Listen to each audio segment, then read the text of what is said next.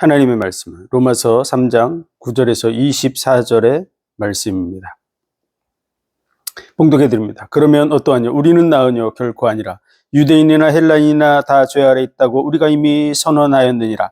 기록한 바 의인은 없나니 하나도 없으며 깨닫는 자도 없고 하나님을 찾는 자도 없고 다 치우쳐 한 가지로 무익하게 되고 선을 행하는 자는 없나니 하나도 없도다. 저희 목구멍은 열린 무덤이요 그 혀로는 속임을 베풀며 그 입술에는 독사의 독이 있고 그 입에는 저주와 악독이 가득하고 그 발은 피 흘리는데 빠른지라. 파멸과 고생이 그 길에 있어 평강의 길을 알지 못하였고 저희 눈앞에 하나님을 두려워함이 없느니라 함과 같으니라. 우리가 알거니와 무릇 율법이 말하는 바는 율법 아래에 있는 자들을 말하는 것이니 이는 모든 입을 막고 온 세상으로 하나님의 심판날에 있게 하려 함이니라. 그러므로 율법의 행위로 그 앞에 의롭다 하심을 얻을 육체가 없나니 율법으로는 죄를 깨달음이니라. 이제는 율법에 하나님의 한 의가 나타났으니 율법과 선지자들에게 증거를 받은 것이라. 곧 예수 그리스도를 믿음으로 말미암아 모든 믿는 자에게 미치는 하나님의 은이 차별이 없느니라. 모든 사람이 죄를 범하였음에 하나님의 영광에 이르지 못하더니 그리스도 예수 안에 있는 구속으로 말미암아 하나님의 은혜로 값없이 의롭다 하심을 얻은 자 되었느니라. 아멘. 기도드리겠습니다. 하나님 은혜와 사랑과 복 주신 감사합니다. 이 땅의 모든 삶 하나님의 복과 은혜 가운데 있는 줄 믿습니다. 믿음의 눈을 뜨고 범사에 감사하며 주께 영광 돌리는 삶이 되게 하여 주옵소서. 많은 영혼들이 이 구원의 복음의 은혜 속에 함께 세워져 가게 하여 주옵소서. 모든 영광을 주님 받으시기 원하며 예수 그리스도 이름으로 감사하며 기도하옵나이다. 아멘.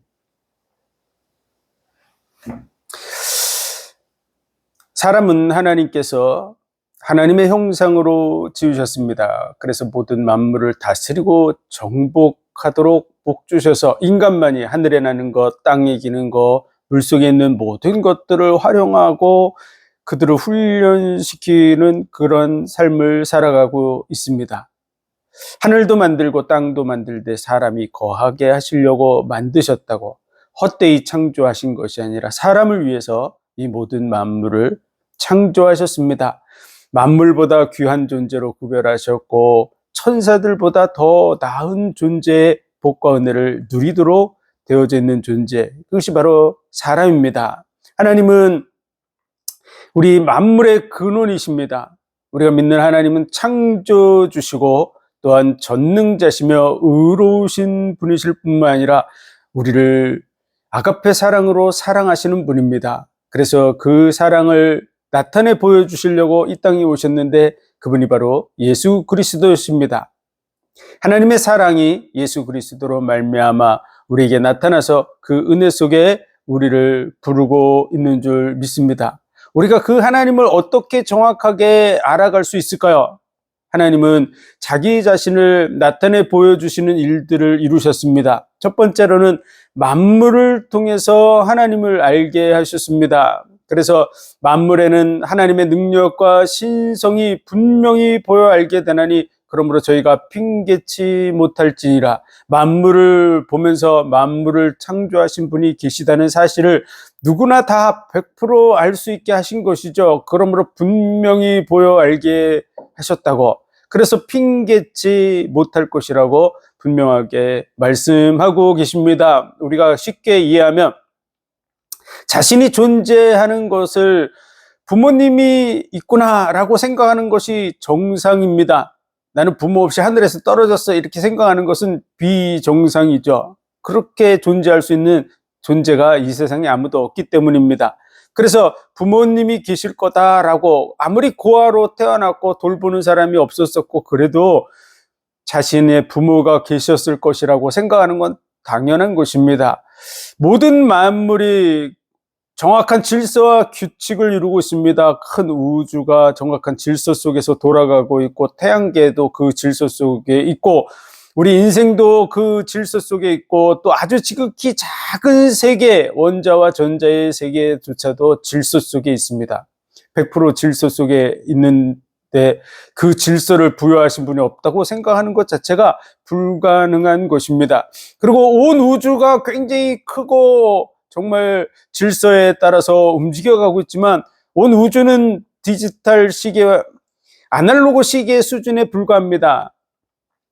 그러나 우리가 보는 그런 작은 식물 하나도 그 체계는 인간이 만든 그 어떤 컴퓨터보다도 더 정교하고 복잡한 시스템을 가지고 있습니다.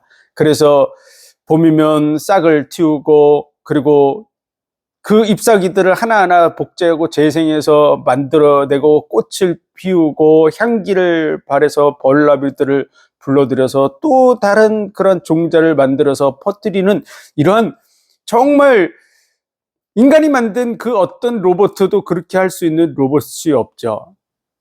인간이 만든 그 어떤 컴퓨터보다도 더 정교한 확실한 시스템을 가지고 있습니다. 우주와 비교하면 우주는 아날로그 시계라면 식물 하나는 슈퍼컴퓨터보다 더 뛰어난 존재다. 그런데 그런 식물 하나가 저절로 생길 수 있다고 생각하는 것 자체가 인간이 만들어낸 억지입니다. 꼭 난 부모 없이 태어났어 뭐 이렇게 주장하는 거와 똑같은 얘기죠. 그래서 만물의 그 능력과 신성이 만물에 보여 분명히 알게 되나니 그러므로 저희가 핑계치 못할지니라. 어디서 핑계하려고 할까요? 대부분 범죄자들이 붙들려서 법정에 쓸 때 핑계하려고 그러죠. 마찬가지로 하나님의 심판대 앞에 섰을 때 우리 모든 인간은 나 하나님을 몰랐는데요 라고 절대 말할 수 없다는 것입니다. 결국은 하나님의 심판을 받을 수밖에 없는 존재이죠. 하나님은 자신을 보여주셨는데 만물을 통해서 보여주셨습니다. 또한 그 만물을 통해서는 하나님이 계신 것을 알 수 있지만 하나님의 그 중심, 그분이 어떤 분인지를 정확하게 알 수 있는 것은 그분이 나타내 보여주지 않으면 알 수가 없습니다. 그래서 하나님께서는 자신을 우리에게 보여주시는 방편으로 말씀을 주셨습니다. 그래서 하나님의 말씀은 하나님의 특별 계시다라고 말합니다. 우리 만물을 통해서 아는 것은 일반 계시라고 한다면 하나님을 말씀으로 기록해서 전달해 준 건 특별 계시라고 그렇게 말하는 것이죠. 하나님은 인류에게 말씀을 주셨습니다. 그 말씀을 언약이라 그럽니다. 그래서 옛 언약, 그래 구약이라 그러고 새로운 언약, 그래서 신약으로. 그래서 성경 자체가 구약과 신약으로 구성되어 있습니다. 온 인류 속에 언약으로 구성되어 있는 책, 그리고 시대를 넘어서 수천 년 속에서 그 언약을 이루고 성취해간 흔적과 근거를 가진 책은 지구상의 성경책 외에는 존재하지 않습니다. 그래서 우리가 정말로 하나님을 알고 싶어하고 나의 근원을 알고 싶어한다. 그래서 지구상에 많은 책들이 있지만 그 책들 중에서 구별할 수 있는 책이 있는데 그게 바로 구약과 신약으로 되어져 있는 성경책입니다. 성경책은 시작에 대해서 분명하게 말씀하고 있고 끝에 대해서 말하고 있습니다. 정말 창조주가 맞고 그분이 시작이 맞고 끝이 맞는 분이라면 시작도 확실해야 되고 끝도 확실한 것이 확실하게 말씀하겠죠. 그래서 처음과 시작이 확실한 책 성경입니다. 그리고 성경에 나오는 모든 인물들, 실제 인물, 성경에 나온 나라들, 실제 역사 속에 실제 역사하셨고 그 흔적들을 가지고 있고 족보가 기록돼서 확인할 수 있게 되어져 있습니다. 보이는 세계에 대해서도 말씀하지만 보이지 않는 영혼의 세계에 대해서도 말씀하고 있고요. 이 땅의 삶에 대해서도 말하지만 죽음 이후에 대해서도 말씀하고 있는 책 성경입니다. 왜 인간이 범죄하게 되었는지에 대한 근원적인 문제, 죽음이 왜 오게 되었는지의 문제에 대해서 얘기하지만 그 문제의 해결책을 얘기하고 있는 책, 성경책입니다. 그래서 성경을 부지런히 읽고 묵상하고 확인하면 확인할수록 하나님이 어떤 분인지 알게 되고 분명하게 믿을 수 있게 됩니다. 어떤 사람은 믿을 수 있습니까? 약속을 잘 지키는 사람, 확실하게 지키는 사람, 철저하게 지키는 사람 믿을 수 있습니다. 하나님께서 인류에게 언약을 주셨는데 그 언약을 인류 역사 속에서 어떻게 지켰는지가 기록되어져 있고 그 언약 중에 메시아 언약이 있는데 그 메시아 언약대로 말씀이 육신이 되어서 직접 이 땅에 오시고 하늘의 영광 자기의 영광을 취할 것으로 여기지 아니하고 종의 형상을 가져 우리 사람들과 같이 되어서 우리의 죄를 짊어지시고 유월절 절기에 맞춰서 십자가에 못 박혀 죽으시고 안식일날 안식하시고 그리고 초실절 절기에 부활의 첫 열매가 되시고 약속하신 그 성령을 오순절 마가다락방 오순절 절기에 맞춰서 보내주신 분, 그분이 바로 하나님이십니다. 그래서 성경을 통해서 우리는 하나님이 어떤 분인지 알 수 있습니다. 그래서 우리는 이 하나님에 대해서 분명히 이해하고 그분 안으로 들어가는, 그분과의 관계를 회복하는 복된 삶을 살아야 될 줄로 믿습니다. 오늘은 인간에게 왜 문제가 왔는가?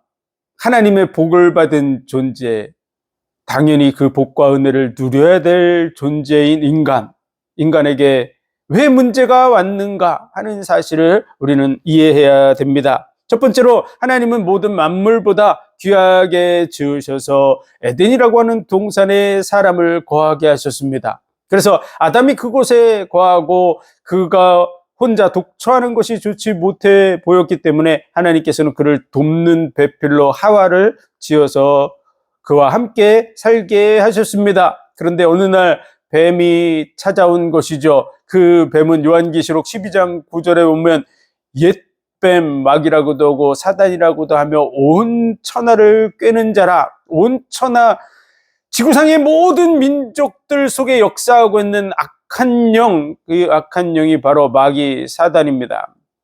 온 천하를 꿰는 이 악한 영이 아담과 하와를 찾아왔습니다. 그래서 하와에게 하나님이 이 동산나무의 모든 실과를 먹지 말라 그러더냐 이렇게 물은 것이죠. 그랬더니 하와가 모든 것을 먹되 선악을 알게 하는 나무의 실과는 먹지도 보지도 만지지도 말라고 아마 아담이 더 강조해서 전달했을 가능성이 있죠. 그래서 그렇게 얘기하니까 뱀이 그렇지 않다고, 너희가 그것을 먹는 날에는 눈이 밝아서 하나님과 같이 될 것이라고.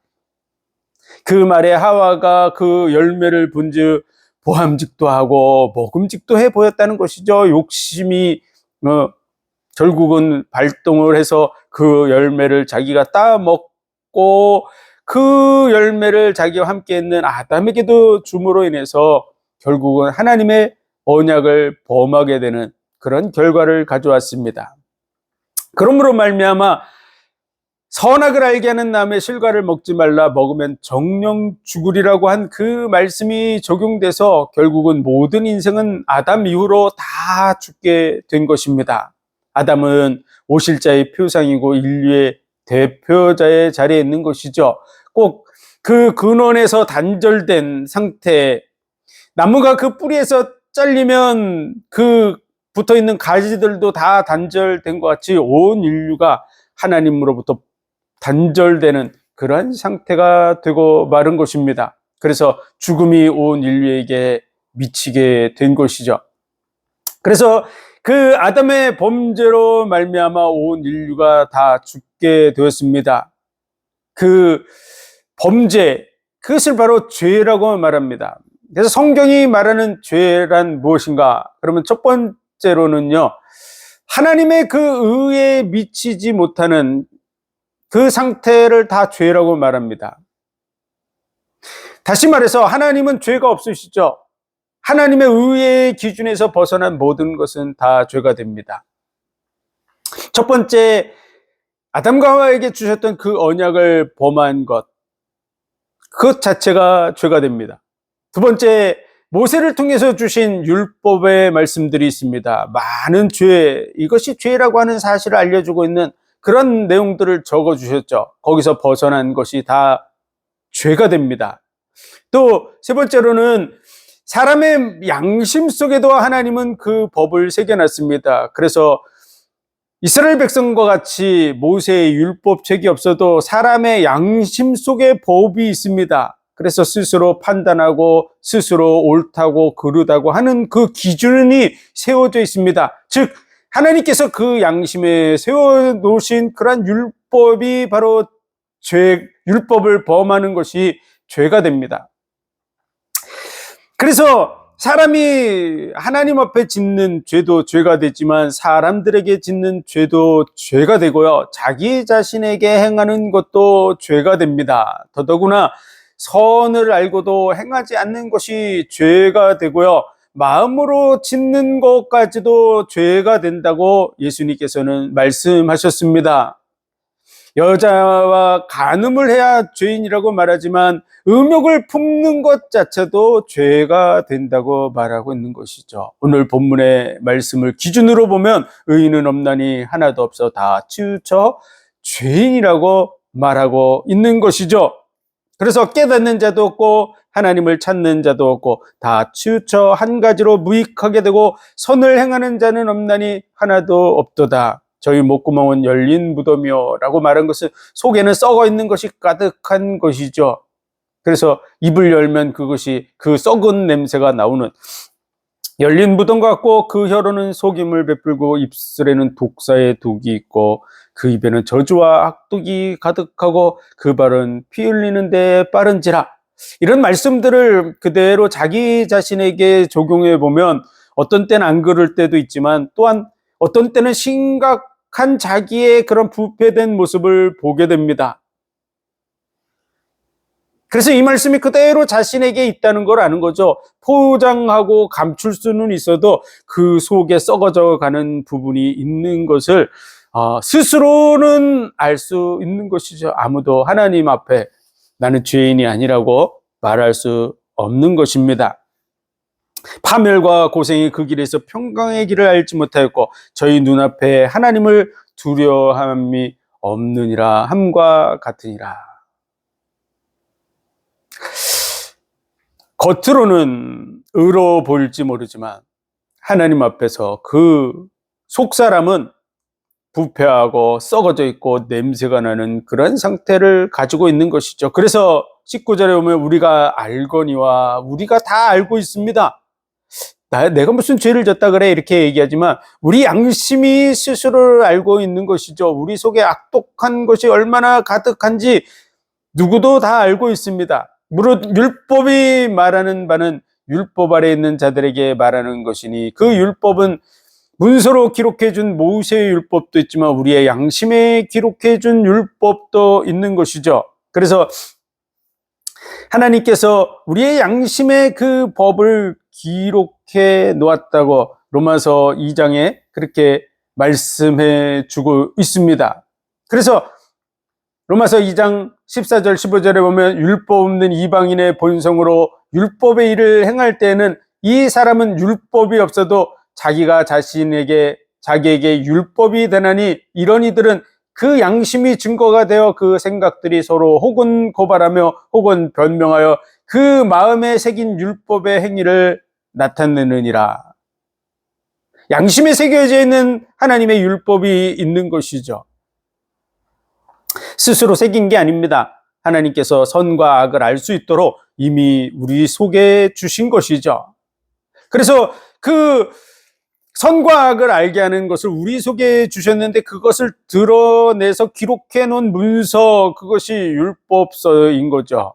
그래서 그 율법서와 비교해 볼 때 내가 이 율법서가 말한 것이 맞다. 내 마음에 새겨진 율법과 맞다. 이렇게 할 수 있는 것이죠. 어쨌든 기준이 하나님으로부터 우리 속에 명백하게 주어져 있는 것입니다. 그래서 율법 아래에 있는 자들에게 말하는 것이니 모든 사람은 다 율법 아래에 있습니다. 이는 모든 입을 막고 온 세상으로 하나님의 심판 아래 있게 하려 함이니라. 아무도 하나님 앞에 나는 죄 없습니다 라고 말할 수 없게 하신 것이죠. 그 이유를 우리는 잘 알아야 될 줄로 믿습니다. 그 부분은 이제 차차 깊이 있게 다뤄가게 될 줄 믿습니다. 그래서 왜 하나님이 모든 입을 막고 심판날에 있게 하셨을까요? 그 이유를 우리는 오늘 말씀 속에서 살펴볼 수 있습니다. 그러므로 율법의 행위로 그의 앞에 의롭다 하심을 얻을 육체가 없나니 율법으로는 죄를 깨달음이니라.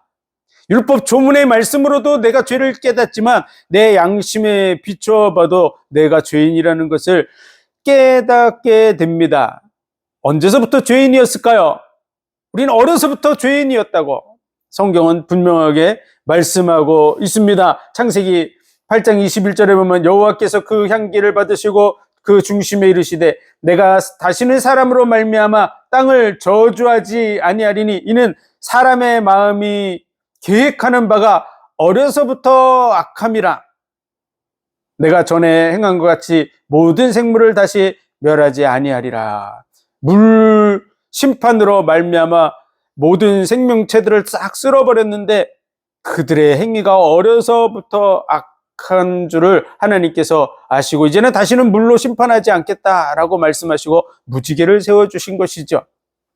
하늘의 무지개를 통해서 우리는 노아 홍수와 그때 이루어진 언약을 기억할 수 있습니다. 장차 하나님께서는 물로 심판하지 아니하고 불로 심판할 것을 말씀하셨습니다. 그러므로 우리는 하나님을 정말로 경외하고 그 앞에 서야 될 줄로 믿습니다. 지구가 물로 한번 싹 쓸었다고 하는 그 증거가 지구 전체에 있습니다. 그래서 우리가 과학적으로 아는 바에 의하면 지구는 75%가 퇴적층으로 되어 있습니다. 퇴적층이라는 것은 물에 휩쓸려 내려와서 쌓여진 그러한 흔적들이라고 하는 것이죠. 얼마큼 있다가 75%가 있습니다. 그러면은 나머지 25%는 뭐냐? 화산이 폭발해서 만들어진 그러한 지층입니다. 그래서 퇴적층보다 더 급속도로 만들어지는 게 화산의 폭발에 의해서 만들어지는 그러한 지층인데 그 화산의 폭발에 의해서 만들어지는 지층보다 훨씬 많이 지구가 퇴적층으로 덮여 있는 거죠. 물 심판의 증거를 우리는 눈으로 보고 있고 그 꼭대기를 매일 밟고 다니고 있습니다. 그러면서 하나님의 심판을 두려워하지 않는 많은 사람들이 있는 것이죠. 장차 이루어질 불심판이 남아있는데 자신이 죄인이라는 걸 깨닫지도 못하고 깨달아도 양심이 무뎌져서 하나님의 그 말씀을 거역하고 거부하고 하는 그런 자리에 있는 것을 볼 수가 있습니다. 그런데 그러한 일의 배경에는 악한 영 마귀가 존재하는 거죠. 요한복음 8장 44절에 보면 너희는 너희 아비 마귀에게서 났으니 너희 아비의 욕심을 너희도 행하고자 하느니라. 그는 처음부터 살인한 자요 진리가 그 속에 없으므로 진리에 서지 못하고 거짓을 말할 때마다 제 것으로 말하나니 이는 그가 거짓말쟁이요 거짓의 아비가 되었습니다. 보이지 않는 악한 영 마귀가 존재합니다. 고린도후서 3장에 보면 이 악한 영, 이 마귀가 이 복음의 광채가 비치지 못하도록 막고 있다. 예수 그리스도를 믿지 못하도록 막고 있는 악한 영이 있습니다. 인류를 속여서 다 죽게 만들고 영원한 멸망으로 들어가게 만든 존재가 마귀고, 그리고 지금도 이 복음의 광채가 비치지 못하도록 막고 있는 존재가 마귀고, 또 우리의 마음속에서 말씀을 빼앗아가는 존재도 마귀고, 양심이 무뎌지게 해서 하나님을 대적하고 그 심판을 두려워하지 않게 만드는 존재도 마귀입니다. 그래서 이 악한 영이 역사하고 있다는 걸 우리는 알아야 됩니다. 그리고 이 언약의 말씀, 예수 그리스도의 이 복음의 말씀을 가지고 우리는 마귀와 대적해 나가야 될 줄로 믿습니다. 너희는 마귀와 그 계계를 능히 대적하기 위하여 하나님의 전신갑주를 입으라. 그래서 우리가 마귀의 계계를 능히 대적하고 승리하기 위해서는 하나님의 전신갑주를 입어 나가야 됩니다. 그 중에 마귀를 대적하는 무기가 있는데요. 그것은 말씀의 검, 성령의 검, 하나님의 말씀을 가지라고. 하나님의 말씀이 바로 성령의 검입니다. 그래서 우리가 하나님의 말씀을 가지고 선포할 때 성령이 역사하셔서 이 마귀의 권세는 깨지게 돼 있는 것이죠. 그래서 예수 그리스도께서도 마귀가 찾아와서 시험할 때 되었으되 사람이 떡으로만 사는 것이 아니라 하나님의 모든 말씀으로 살 것이니라. 하나님의 말씀을, 기록된 그 말씀을 가지고 마귀를 대적하는 것을 볼 수 있습니다. 마귀도 말씀을 가지고서 인용해서 하나님의 말씀에 기록하되 네가 이 탑에서 뛰어내리면 그 사자들을 명해서 그 발이 돌에 부딪히지 않게 하리라고 말씀되어져 있다. 이런 말씀을 인용해서 하는데 예수님은 기록되었으되 하나님의 말씀을 가지고 또 대적합니다. 그래서 주 너의 하나님을 시험치 말라 하셨느냐. 말씀을 가지고 마귀를 대적하고 물리치는 것을 볼 수 있습니다. 오늘날도 마찬가지입니다.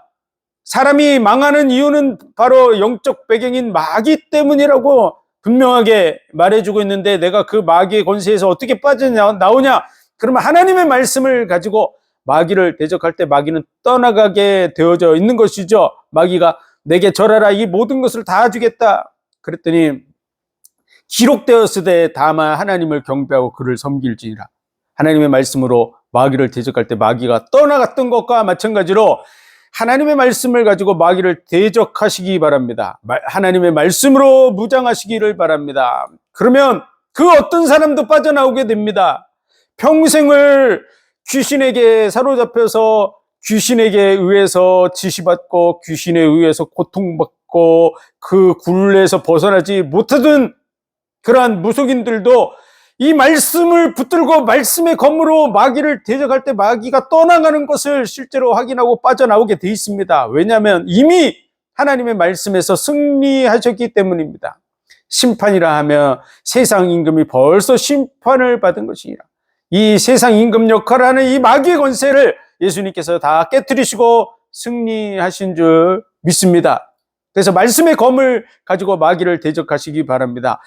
걱정할 필요가 없습니다. 마귀가 우리를 죽일 것 같이 해도 하나님의 말씀을 가지고 대적할 때 우리 영혼을 절대 멸할 수 없습니다. 너희 육체를 멸하는 자를 두려워하지 말고 너희 영혼과 육체를 지옥에 멸하는 자를 두려워하라고. 나를 믿는 자는 죽어도 살 것이요 살아서 나를 믿는 자는 영원히 죽지 아니하리라. 기독교의 역사 속에 수많은 순교자들이 있었습니다. 육체를 멸하는 자들에 의해서 고통받고 죽어갔지만 그들의 영혼은 멸할 수 없는 것이죠. 그러므로 두려워하지 마시기 바랍니다. 이미 마귀의 권세는 깨졌습니다. 우리를 위협할지라도 결코 우리를 지옥에 멸할 수 없습니다. 예수 그리스도의 언약 속에 설 때 이 구원의 은혜가 이루어지는 줄 믿습니다. 다시 말해서 죄가 뭐냐? 그러면 하나님의 그 의에 미치지 못하는 모든 것이 다 죄입니다. 율법 조문에 새겨진 것도 죄가 되고 우리의 양심에 새겨진 것을 범하는 것도 죄가 됩니다. 또 선을 알고도 행하지 않는 것도 죄가 된다고 말합니다. 그리고 마음에 짓는 죄도 죄가 됩니다. 사람 앞에는 죄가 되지 않지만 하나님은 그 모든 것을 다 보시기 때문에 그 더럽고 추악한 모든 것이 다 죄가 됩니다. 그러므로 그 죄에 대해서 우리는 벗어날 수 없습니다. 첫 번째는 그 죄의 배경 속에 마귀가 역사하고 있기 때문에 그렇습니다. 마귀를 이길 수 있는 존재는 아무도 없기 때문이죠. 그리고 두 번째로는 우리가 이미 지은 죄의 그 문제 해결할 수 없습니다. 죄의 삭은 사망이기 때문입니다. 하나님과 영원히 단절될 수밖에 없는 것이죠. 이미 지은 죄를 어떻게 해결합니까? 우리는 과거로 돌아갈 수 있는 능력이 없습니다. 그러므로 그 어떤 죄도 해결할 수 없습니다. 그리고 현재도 우리는 죄인이 아니라고 말할 수 없습니다. 우리 속에 여전히 부패하고 썩어 있는 것이 그대로 남아있는 것을 우리 양심이 알고 있기 때문에 그렇습니다. 우리 스스로의 죄 문제 해결할 수 없습니다. 그래서 우리의 죄 문제, 또 우리를 붙들고 있는 악한 영, 이 마귀의 권세에서부터 우리를 건져내실 분, 그리고 또 그 결과로 영원한 멸망으로 가야 되는데 거기서부터 건져내실 분을 우리에게 약속하신 것이죠. 그분이 바로 예수 그리스도입니다. 여자의 후손이 와서 뱀의 머리를 상할 것이라고, 인간이 범죄했을 때 창세기 3장에 뱀에 의해서 속고 그 선악을 알게 하는 나무의 실과를 따먹었을 그때 하나님이 언약을 주시는 거죠. 그래서 그 언약대로 예수 그리스도께서 오신 줄 믿습니다. 그래서 창세기 3장 15절에 보면 내가 너로 여자와 원수가 되게 하고 너의 후손도 여자의 후손과 원수가 되게 하리니 여자의 후손은 내 머리를 상하게 할 것이요 너는 그의 발꿈치를 상하게 할 것이니라 하시고, 여자의 후손이 와서 뱀의 머리를 상한다는 것이죠. 여기서 상한다는 그 말은 영어로 크러쉬인데요, 크러쉬는 갈아버리는 것입니다. 머리를 그냥 단순하게 깨트리는 수준이 아니라 아주 박살을 내는 수준을 얘기하는 것이죠. 머리가 완전히 가루가 될 정도로 박살이 나면 다시 살 수 없습니다. 마찬가지로 이 마귀 권세를 완전히 가루가 되도록 박살을 내실 분이 오신다고 하는 거죠. 그분이 예수 그리스도인 줄 믿습니다. 그래서 예수님께서 십자가에 못 박혀 죽으시고 부활하심으로 말미암아 이 사단의 권세가 완전히 박살된 줄 믿으시기 바랍니다. 그래서 이 예수 그리스도의 권세를 가지고 마귀를 대적할 때 그 어떤 사람도 다 마귀의 권세에서 빠져나오게 됩니다. 나는 안 되는데 그런 사람 한 사람도 존재할 수 없습니다. 왜냐하면 하나님의 전능의 능력이 함께하고 있기 때문에 그렇습니다. 그래서 마귀의 권세가 절대로 하나님의 능력을 이길 수가 없습니다. 그러므로 예수 그리스도의 그 공로를 의지해서 정말로 마귀를 명하시고 마귀를 대적하고 승리하시기 바랍니다. 지금도 많은 고통 속에 있습니까? 그럼 예수 그리스도의 이름으로 말씀을 붙들고 예수 그리스도의 그 십자가의 죽음이 나를 대속한 죽음이라고, 이 죄 문제를 해결한 죽음이라고, 마귀 문제를 해결한 죽음이라고 이 말씀을 가지고 마귀를 대적하시기 바랍니다. 그럼 마귀가 내가 확신이 있는 만큼 절대 건드리지 못합니다. 그래서 확신을 가지고 마귀를 대적하시기를 주의 이름으로 축원드립니다. 그래서 마귀 권세에서 빠져나오시기 바랍니다. 그리고 가족들이 있다면 이 복음을 전해서 그들도 이 마귀의 권세를 대적하고 승리하게 하시기 바랍니다. 이 마귀의 권세, 이 귀신의 역사는요, 사람들을 속일 수 있는 통로를 통해서 파고드는데요, 그걸 대물림이라 그럽니다. 주로 가족들을 파고듭니다. 왜냐하면 인간관계 속에서 가족이 가장 끈끈하고 친근하기 때문에 마음의 문이 열려있는 통로를 통해서 들어가는 것이죠. 예를 들어서 옆집 사람, 죽은 사람이 왔다 그러면 누가 그 옆집 사람을 맞아드리겠습니까? 그런데 돌아가신 그런 가까운 친족, 내가 마음 아파하고 그런 친족이 왔다 그러면은 그를 거부하지 못하는 것이죠. 그런 형상으로 둔갑해서 사람 마음속에 파고들고, 그리고 그를 지배하고, 그 지배를 통해서 그를 통제하는 역할을 하는 것이죠. 그것이 바로 대물림입니다. 그래서 이 마귀에게 속지 마시고 그의 하는 일을 보면 알 수 있습니다. 그는 가족을 해체하고, 그리고 또 자녀들이나 이러한 후손들을 멸망하게 만듭니다. 말 안 들으면 가족을 죽이고 불구자가 되게 하고, 이런 부모는 절대로 그러지 않습니다. 자녀들을 위해서 자기를 평생토록 헌신하면서 살았던 사람들이 부모입니다. 근데 자기 말 안 듣는다고 자녀를 불구자 만들고 교통사고 나서 죽게 하거나 물에 빠져 죽게 하는 이런 일을 행할 수가 있겠습니까? 하는 짓을 보면 우리는 얼마든지 알 수 있습니다. 그러므로 속지 마시고 말씀을 가지고, 하나님의 말씀을 가지고 마귀를 대적하시기를, 그래서 마귀의 권세를 깨뜨리시고 승리하시기를 바랍니다. 그래서 그 어떤 죄도 인간이 해결할 수 없는데 그 죄를 해결할 분, 그분이 바로 예수 그리스도입니다. 그리스도라는 말은 기름 부음을 받은 자라는 뜻입니다. 그래서 어떤 사람에게 기름을 부었냐? 그러면 왕에게 기름을 부었습니다. 그리고 제사장에게 기름을 부었습니다. 그리고 선지자에게, 이 세 가지 직책을 가진 사람에게 기름을 부었죠. 그래서 그 세 가지의 일을 전체적으로 담당하고 그 사역을 이루러 오신 분, 그분이 바로 예수입니다. 그래서 예수 그리스도라고 우리는 부르는 것이죠. 그래서 왕의 권세를 가지고 마귀의 권세를 완전히 박살내신 줄 믿으시기 바랍니다. 그리고 제사장으로서 우리 죄의 문제를 해결하시고 하나님과의 화목 관계를 회복하는 일을 이루시는 것이죠. 우리가 죄인이기 때문에 그 죄 문제를 해결하러 오신 분, 그분이 바로 예수 그리스도입니다. 대제사장으로서의 역할을 이루시는 분, 그리고 선지자로 오셔서 우리를 하나님께로 인도해 가시는 것이죠. 영원한 지옥의 형벌 속으로 들어갈 수밖에 없는 우리들을 하나님께로 인도하는 그 일을 이루시는 분, 그분이 바로 예수 그리스도인 줄 믿습니다. 그러므로 율법으로는 우리가 죄인이라는 거 해결을 받을 수 없다는 걸 깨닫게 하고요. 21절, 이제는 율법 외에 하나님의 한 의가 나타났으니, 율법의 그 조문으로는 우리가 죄인이라는 걸 발견하게 됩니다. 율법의 의로는 의로워질 자가 한 사람도 없는 것이죠. 내가 열심히 지금부터 의를 행한다고 할지라도 과거의 죄 해결할 수 없죠. 더더구나 우리가 아무리 노력을 해도 우리 양심이 심히 부패해 있는 그 부분에 대해서 우리는 해결할 수 없습니다. 우리의 의는 더러운 옷과 같다고, 꼭 걸레를 빨아서 입은 것처럼 열심히 빨아도 결국은 그 얼룩진 부분이 다 빠지지 않고 누덕누덕한 것이 해결되지 않는 것과 마찬가지로 우리 수준으로는 죄 문제를 절대 해결할 수 없습니다. 그 속에는 또 많은 비밀들이 있습니다. 그 부분들은 차차 다루어 가겠지만요. 왜 하나님이 우리를 이 땅에 사는 날 동안 완전한 존재가 되지 않게 하셨는가의 이유에 대해서 우리는 잘 또 이해할 그런 시간이 있어야 될 줄로 믿습니다.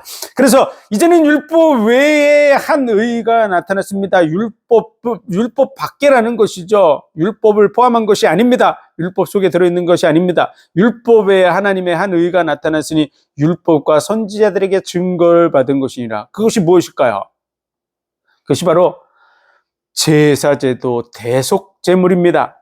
그래서 아담과 하와가 범죄했을 때 아담과 하와가 무화과나무 잎을 따서 자기의 그 부끄러운 부분을 가려보려고 했던 것이죠. 그런데 하나님께서 그 무화과나무 잎 대신에 가죽옷을 지어 입혀주셨습니다. 자기 스스로 가리는 것과 누군가가 가려주는 것은 아주 상징적인 의미가 다릅니다. 하나님께서 가죽옷을 지어 입혀 보여주신 것은 내 죄가 그대로 있죠. 하나님은 다 꿰뚫어 보시는 분이기 때문에 그 허물이 가죽으로 가리든 무화과로 가리든 다 보입니다.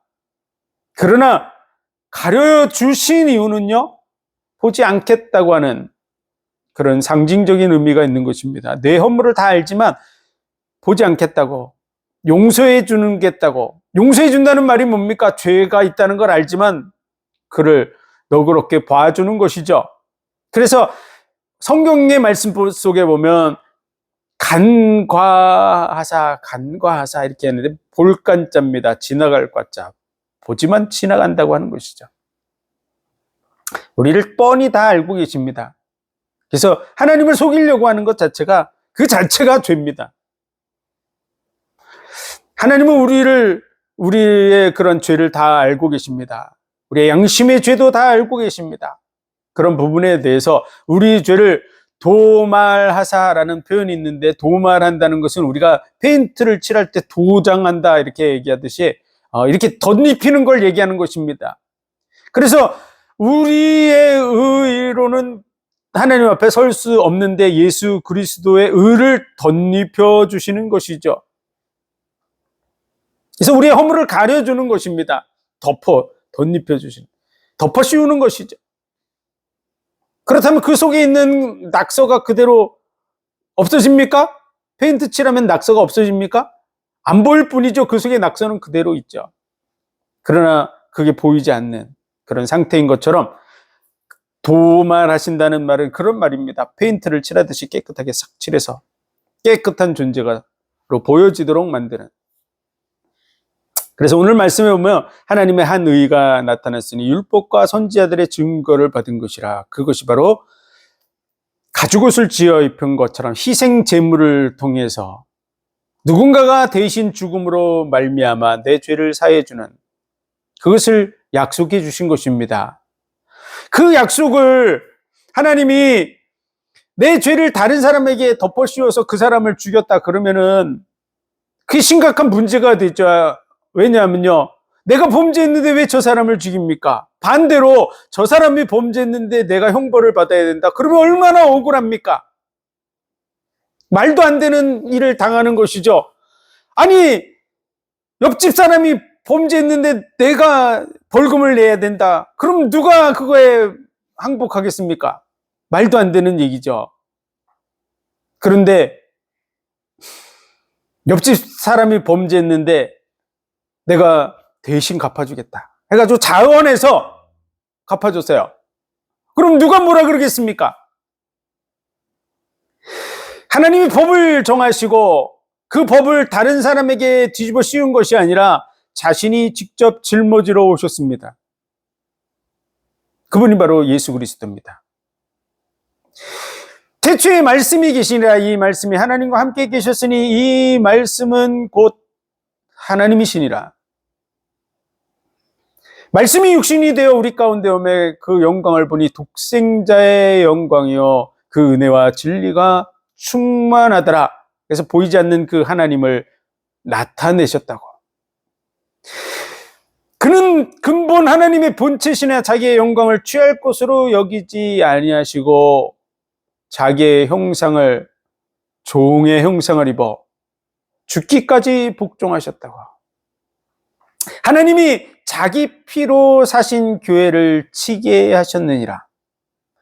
예수 그리스도께서 십자가에 못 박혀서 온몸에 물과 피를 다 쏟아내셨는데 그 피가 자기 피라는 사실을 증거해 주시는 것이죠. 예수 그리스도 하나님은 한 분이십니다. 성삼위 하나님, 성부, 성자, 성령, 그 부분을 이해하지 못하는 많은 사람들이 있지만요. 하나님의 능력을 인정하는 사람은 100% 다 그 사실을 인정합니다.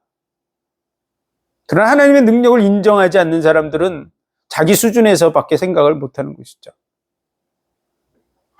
구원받을 그러한 존재라면 이 사실을 100% 인정할 수 있습니다. 누군가를 대신 죽인다는 것은 있을 수가 없는 것입니다. 그러므로 어떻게 사랑을 나타내고 확증합니까? 우리가 죄인 되었을 때 그리스도께서 십자가에 죽으심으로 하나님이 우리에게 대한 자기의 사랑을 확증하셨느니라. 내가 누구를 사랑하는데 다른 사람을 대신 죽인다. 이게 말이 됩니까? 그럼 내가 누구를 사랑하기 때문에 다른 사람을 대신 죽이는 이런 사람이라면요, 그 사람은 악한 사람입니다. 더더구나 그 대신 죽인 대상이 자기의 사랑하는 독자, 아들을 대신 죽였다. 그래서 내가 아들보다 너를 더 사랑한다. 이런 식으로 나타내 보여주는 방법을 취했다 그러면 사랑하는 아들을 죽이는 존재가 어떻게 선한 존재고 사랑이 있는 존재입니까?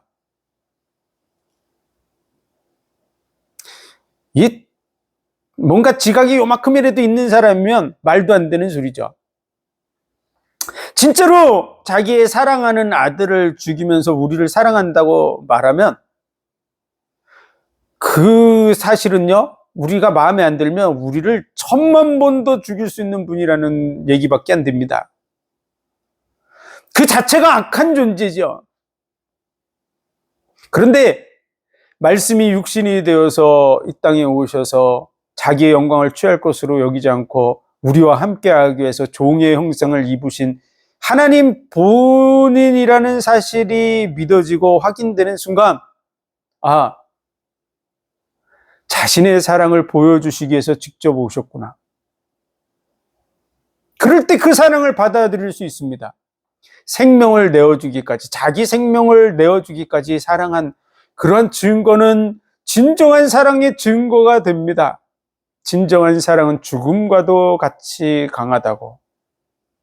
많은 물이 꿀 수 없는 불과 같고 온 가산을 다 주고 바꾸려 할지라도 멸시를 당할 것이라고. 진짜 사랑은 자기 자신이 보여줘야 되는 것이죠. 그래서 그 사랑을 보여주시기 위해서 우리와 같이 되어주신 분, 그분이 바로 예수 그리스도입니다. 그래서 히브리서 1장에 보면 그는 하나님의 영광의 본체시라고, 그 본체 되신 분이 우리와 함께하기 위해서, 우리를 형제라 부르기 위해서, 우리를 자녀 삼으시고 우리와 함께 하시기 위해서 이 고난에 동참하셨다고 말하고 계십니다. 우리는 이 사실을 분명히 알아야 됩니다. 그래서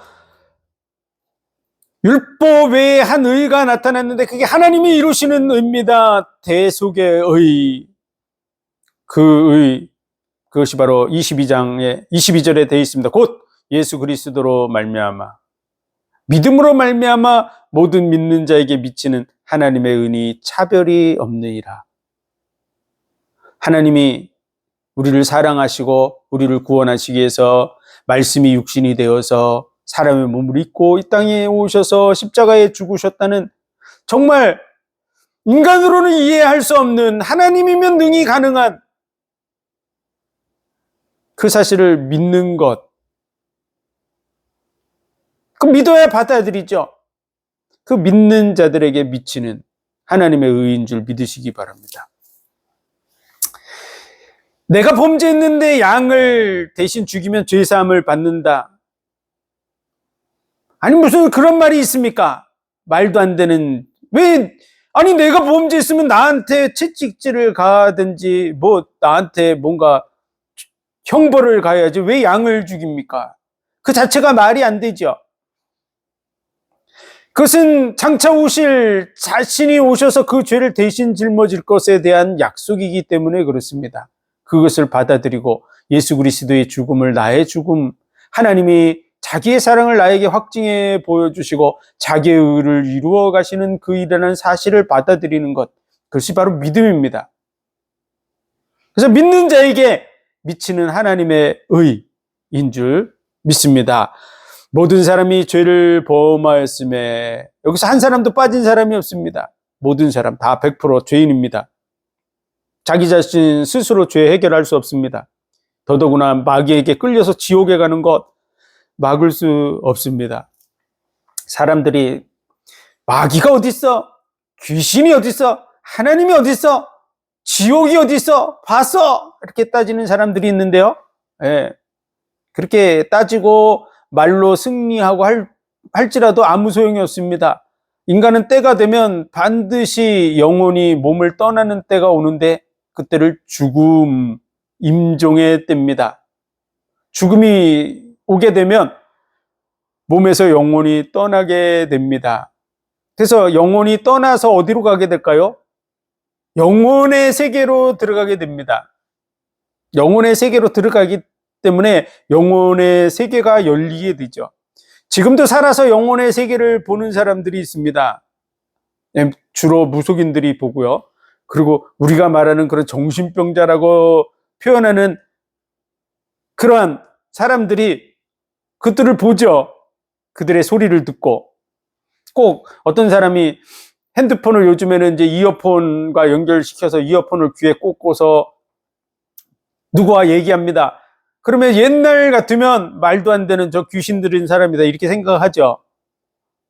그런데 그 사람은 핸드폰 전화를 받고 지금 통화를 하고 있는 것이죠. 마찬가지로 그들은 귀신의 소리를 듣습니다. 귀신을 보는 것이죠. 영혼의 세계가 열려 있는 것이죠. 어떤 사람에게 열릴까요? 열심히 영적인 세계를 접하려고 하는, 귀신의 도움을 받고 그 힘을 힘입으려는 사람들에게 이러한 일들이 벌어집니다. 하나님께서 정상적인 사람들은 이 귀신이 직접 터치하지 못하도록 만들어 놨습니다. 그래서 눈에 보이거나 귀에 들리거나 하는 일을 못하도록 막아놨죠. 그래서 정상적인 생활을 하게 돼 있습니다. 그런데 열심히 귀신을 부르고 찾고 산에 올라가서 우주의 길을 받아들인다고 그러면은 그때 귀신이 역사하는 거죠. 그냥 엉뚱한 이상한 것을 추구하면 하나님이 그 상실한 마음을 처음에는 보호를 해줄 때까지 해주다가 끝까지 고집을 피우고 그러면 내버려 두시는 거죠. 그러면 그를 통해서 역사하기 시작하고 그 가문을 파고들기 시작하는 것입니다. 그래서 우리는 현재도 보고 있는 사람들이 있는데 정상적인 사람은 하나님이 보호하고 계셔서 안 보이고 안 들리게 그렇게 해놨지만 이제 죽음의 때가 되면 100% 열립니다. 보이지 않던 귀신들도 보이게 되고 마귀도 보이게 되고 천사들도 보이게 되고 하나님도 보이게 되는 때가 옵니다. 그때는 핑계할 수 없습니다. 그리고 마귀에게 끌려가는 자기의 처참한 모습을 자기가 보게 됩니다.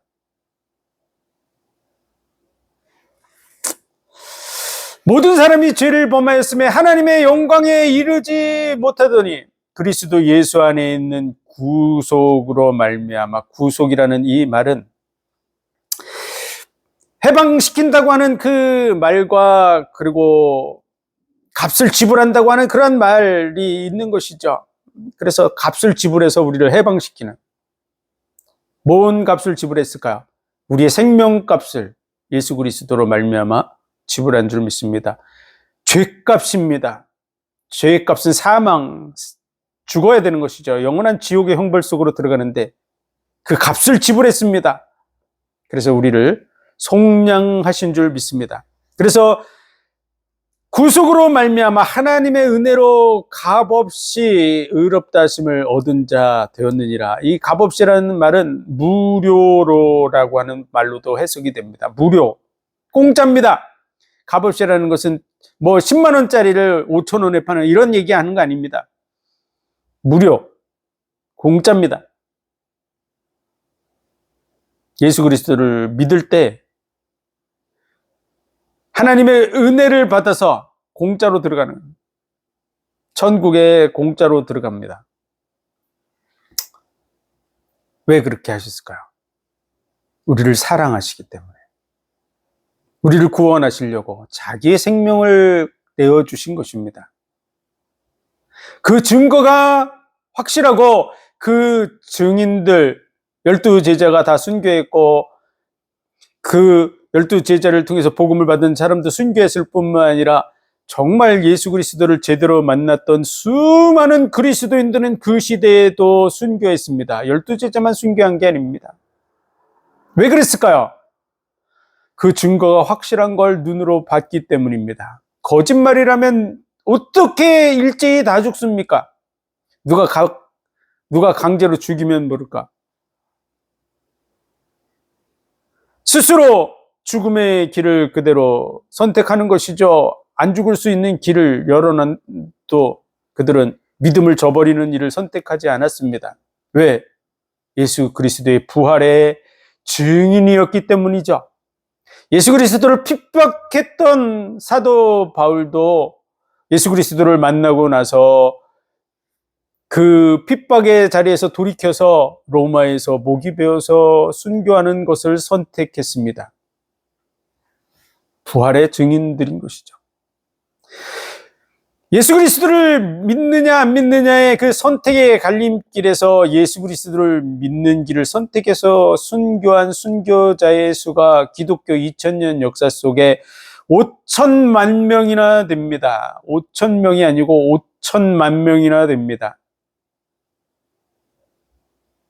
이 복음의 진리를 확인하면 확인할수록 약속대로 이루어졌고 인류 역사 속에 하나님의 심판의 흔적, 노아의 홍수의 흔적이 우리 주변에 있다는 걸 확인하게 되고요. 그리고 마지막에는 불로서 심판하리라고 되어져 있습니다. 불과 150년 전만 해도 돌이나 이런 것들은 불타지 않는다고 생각했습니다. 그래서 불로 다 탄다 이런 거 인정하지 않으려고 했었죠. 그런데 세월이 지나고 핵폭탄이 터지고 나서는 모든 것이 다 불이 돼서 날아가 다 타게 된다는 걸 알게 됐습니다.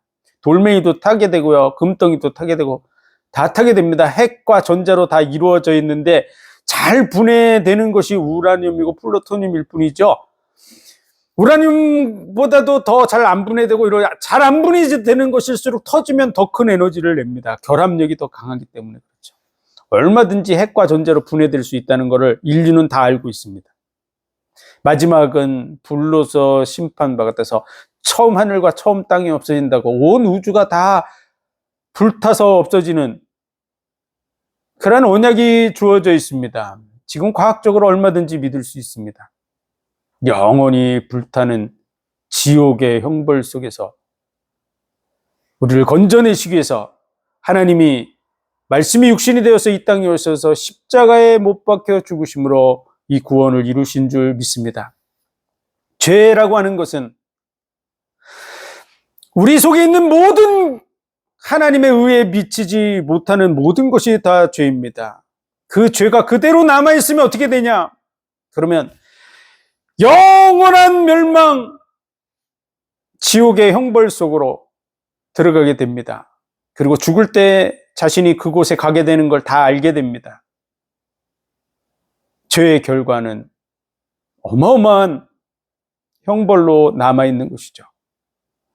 그 형벌에서 우리를 건져내는 유일한 길, 메시아 그리스도가 와서 뱀의 머리를 상하는 것입니다.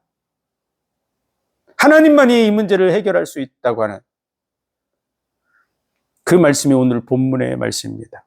그리고 그 일이 이루어졌습니다. 이 말씀의 언약을 붙들고 예수 그리스도를 믿을 때 영원한 지옥의 형벌에서 건짐을 받게 될 줄로 믿습니다.